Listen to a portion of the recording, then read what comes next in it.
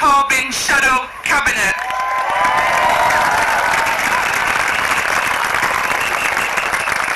But comrades of the working class trade unionists, there can be no greater honour than to speak at this event today. And what a year we have had. Because this year we have not just with pride in our history, but we have hope for our future. How different it feels just a few short weeks ago. Theresa May underestimated Jeremy. She underestimated the Labour Party, and boy did she underestimate the British public.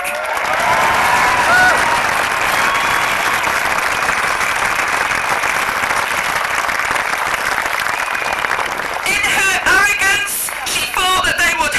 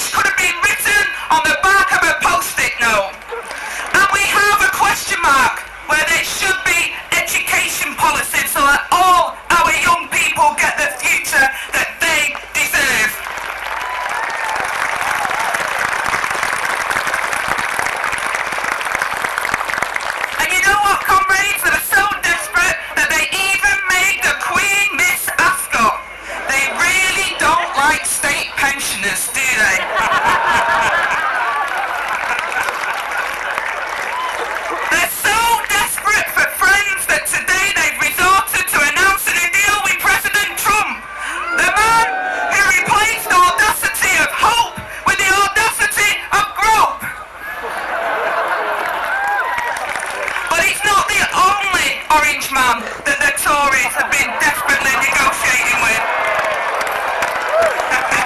I'll keep them coming. I'm here all afternoon. Because Theresa May got it wrong, but she's still clinging on, trying to hold on to power. She has paid out billions of pounds to money for the support of the DUP's Arlene Foster, the most expensive right-winger since Cristiano Ronaldo.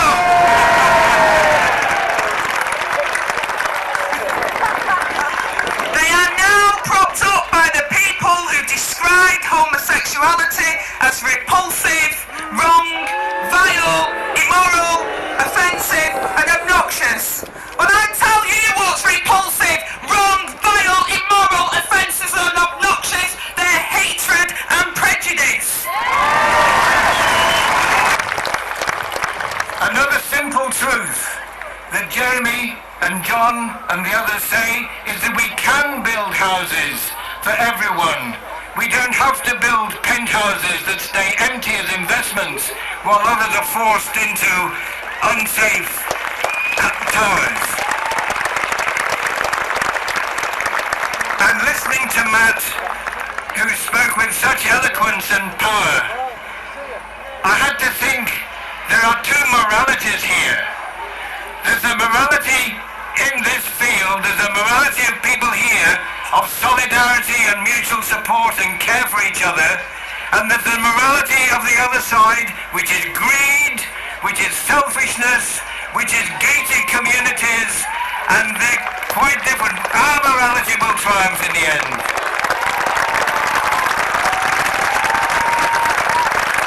Another simple truth, a simple truth. We can take care of each other's health without people making a profit from it. We don't need Richard Branson to get another private island in the Caribbean for us to cure our sick.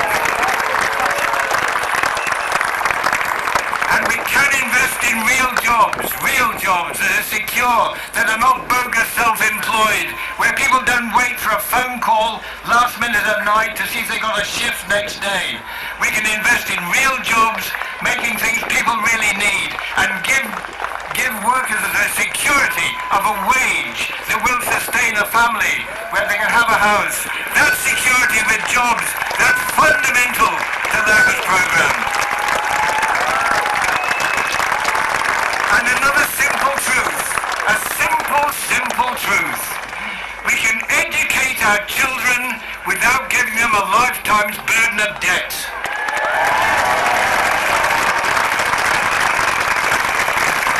Well, all this is possible, but we're not there yet, not by a long chalk.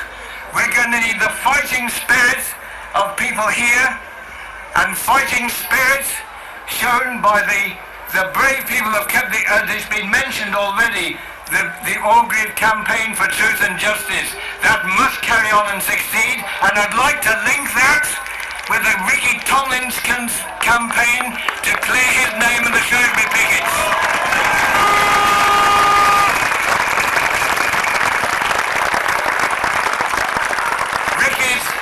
Rick is a good long-time friend and comrade, and I know he needs our strength to get that wrong righted. So, for the Shrewsbury pickets. And also we need the fighting spirit of people here, the teaching assistants of Durham, who waged a wonderful campaign.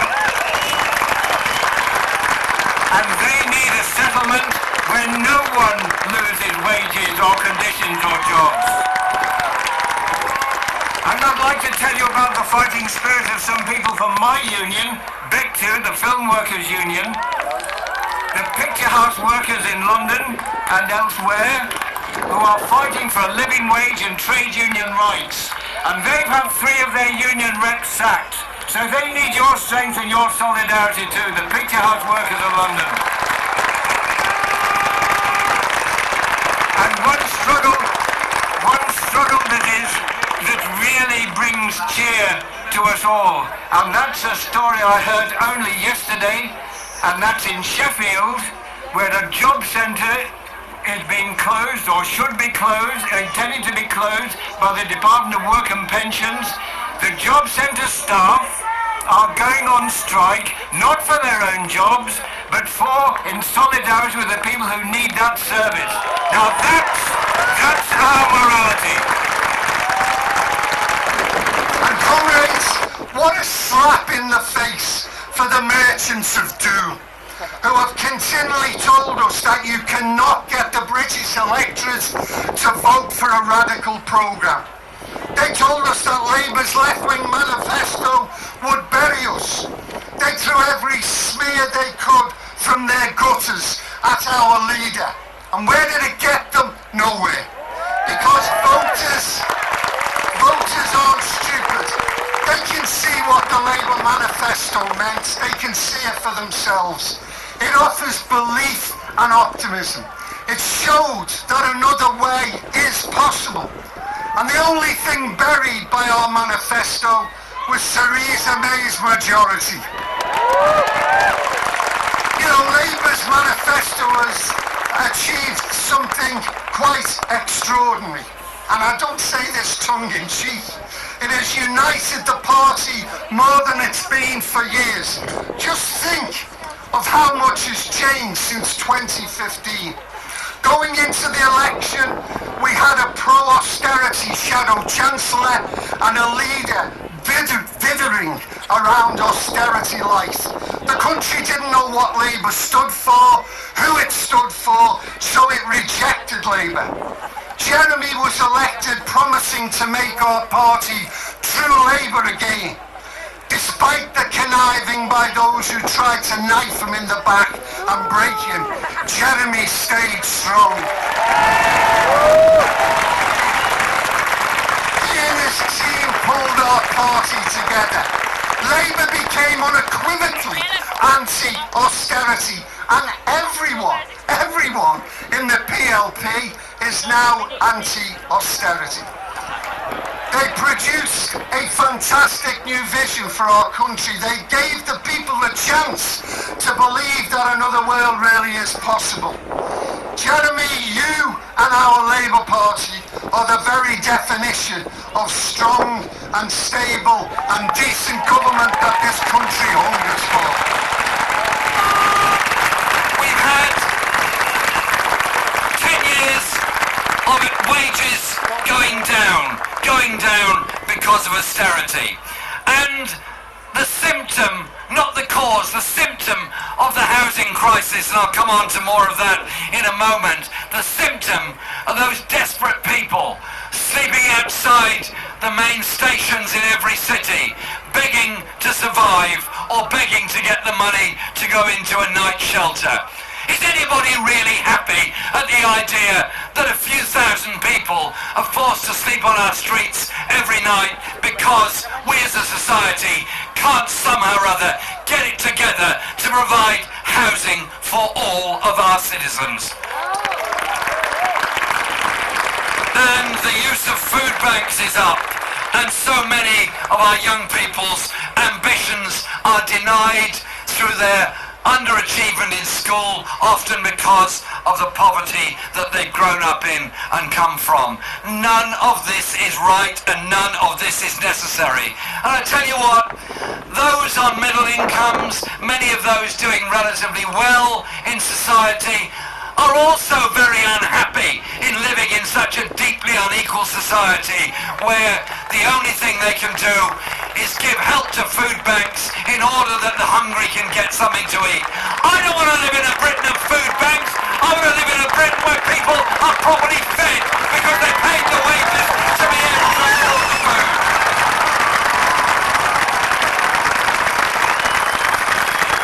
And so I was very proud to lead our election campaign this summer, and the commentariat wrote us off. The broadsheet newspapers wrote us off.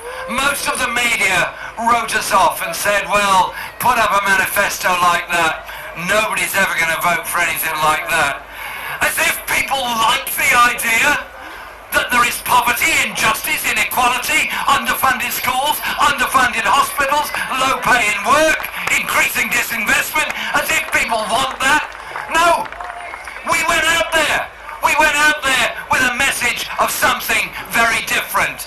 Under Labour, austerity would end. Under Labour, we would invest in the future. Under Labour, we would respect and bring communities together, not drive them apart. And so, what we unlocked in the campaign was not just the excitement of youth. It wasn't just the concerns of older people. It was this fundamental unease that a society can go on in this direction with poverty and inequality alongside rising, very rapidly rising, huge levels of individual wealth for a very small number of people. So what we were doing was saying there would be real security for older people, would be real security for older people through a national care service where they need it. All those with special needs or disabilities would get it. They wouldn't be penalised because they had dementia. We also offered hope to younger people that they're not going to be poorer than their parents' generation, and their children won't be poorer than them. They're fed up with the story of the cascading of poverty from one generation to another, while the world becomes infinitely richer and the grotesque levels of wealth of the super rich gets greater and greater. Nobody's happy with that if they really think about it. And so we got that support because we were offering something very, very different. And I want to thank everybody that worked so hard in our campaign.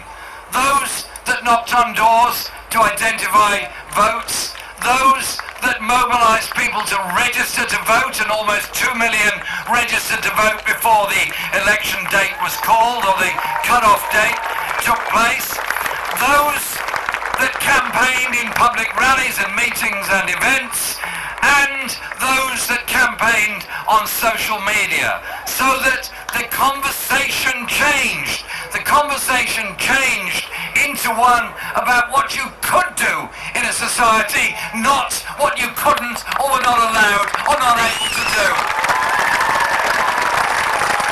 We raised the whole question of real solidarity and what it means. But you know something? The Tories went into this election thinking it was going to be a walk in the park, and it became a walk in the dark and a nightmare for them by the end of it. But you know what? I'm not sure they've actually learned very many lessons from it. I'm really not sure about that at all. Because they've done a deal with the DUP, which has cost them £1 billion, and as Len quite correctly says, the same levels of investment around the rest of the country would mean £50 billion being invested in all of the English regions. Money going into Scotland and money going into Wales. But no, they've got £1 billion to buy 10 votes in Parliament. They've got £1 billion for those 10 votes to stay in office, and they can't find a halfpenny or a penny for the health workers, education workers, or any other group in the public sector. And you know what? Their contempt for people standing up against injustice knows no bounds. There's a debate in Parliament the other day on the WASPy women who've been so brutally treated by the state pension system and so suffering as a result of it. And there was this debate in which many Labour colleagues put forward very strong and very good arguments about why there's a special deal needed for the WASPy women. And do you know what the Tory MP, Tory minister replying said? It's quite important that these women understand the need to go back into the jobs market. We can offer them apprenticeships. What kind of insult to humanity is that?